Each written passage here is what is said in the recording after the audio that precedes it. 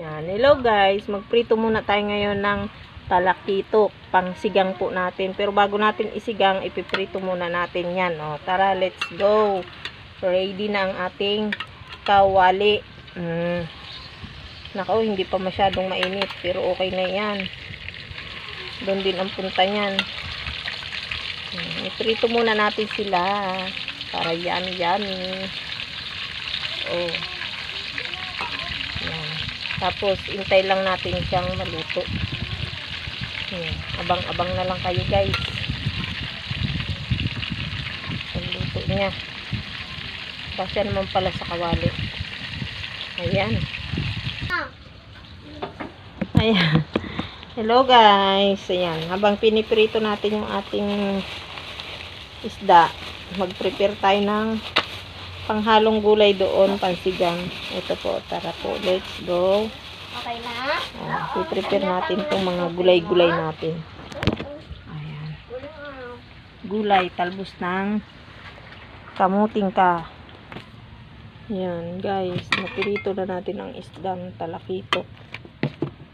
At prepare na tayo ng pansigang. Panghalo. Antayin lang natin kumulo yan. Yan, lagay na natin itong ricado sa ating sinigang. Para pag kumulo, isang kuwanan na lang ay, alam nyo na yun, marunong na kayo magluto. Malalaki na kayo. Sigang natin sa talbos ng kamuti. Masarap ang talbos ng kamuti ng kapitbahay. Alam nyo ba yon? Kung sinong nakakapanghingi sa inyo dyan, nakakaranas manghingi yan. Sa lahat ng gusto ko yan, nangihingi ako. Maglalagay na tayo ng fish. Opo, anong fish yan? Talakitok. Isda nga.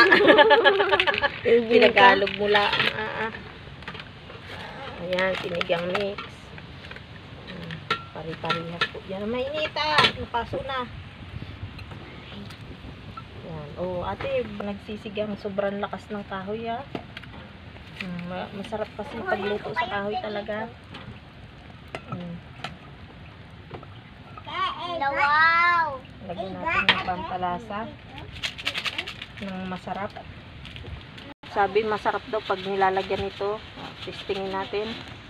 Hindi natin iubos isang sachet. Antayin natin kumulo at yan na, okay na yan. Kulit mo muna. At ayan na po ang ating sinigang na talakitok. O, ayan, luto na. Ayan, thank you for watching. Kain tayo.